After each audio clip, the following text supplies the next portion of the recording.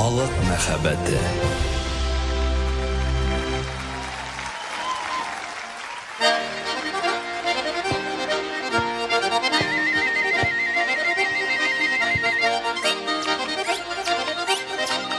Bir gelen jırlap deyip dostlar.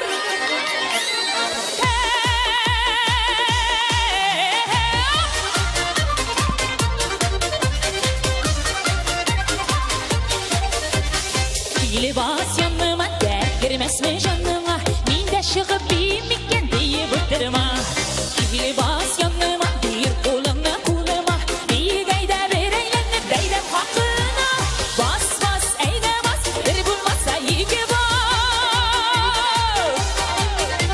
Bassa bassa bizim tatlar iki tügeleşne bak. Bassa bassa bizim tatlar iki tügeleşne bak.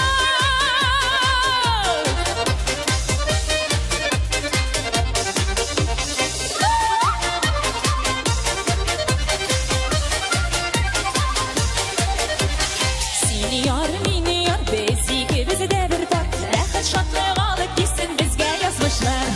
Seni yar mini yar bezi bizi de bir bak. Rahat şatlığı alıp gitsin bizge yazmışlar.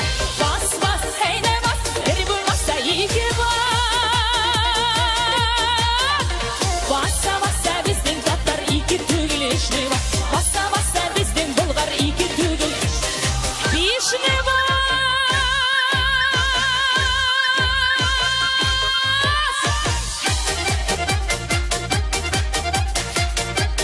İşitmediniz dostlar. Hey hey hey. Hey hey hey. Hey hey hey.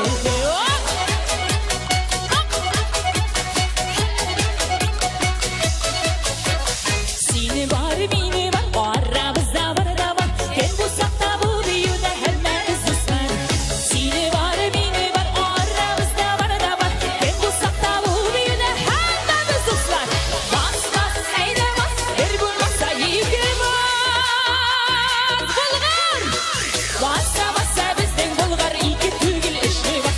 Bassa bassa bizden bulgar iki tügül işli bas. Bassa bassa bizden tatlar iki tügül. Onlu bas bulgarda var. En bu sakta bu dünyada hemmemiz dostlar. Bassa bassa bizden tatlar iki tügül. Onlu bas.